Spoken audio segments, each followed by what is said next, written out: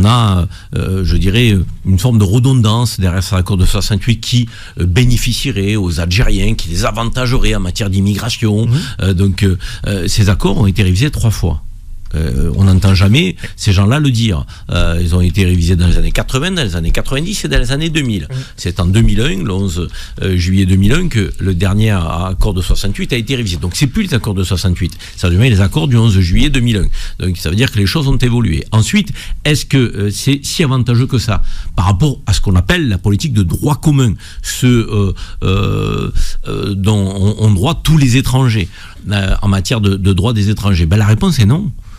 Tu as une carte qui s'appelle la carte talent, qui permet à ceux qui ont des compétences de venir travailler en France et avoir, je dirais, une autorisation de régularisation. Les Algériens n'en bénéficient pas de la carte talent.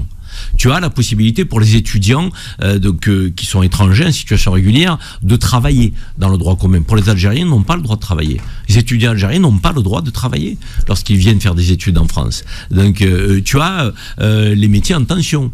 On a dit que la restauration et d'autres secteurs d'activité étaient en tension dans notre pays et qu'ils pouvaient donc bénéficier, les étrangers en situation irrégulière, donc d'une régularisation pour ces métiers en tension, pour travailler dans ces secteurs d'activité. Les Algériens n'ont pas droit à travailler et à bénéficier de cette facilité lorsqu'ils veulent travailler, lorsqu'ils peuvent travailler sur des métiers en tension. Donc j'ai donné 3 exemples, je pourrais en donner d'autres, donc où le droit commun est beaucoup plus favorable aux accords de 68. Mais pourquoi on ne le dit pas? Pourquoi on ne dit pas qu'ils ont été révisés 3 fois?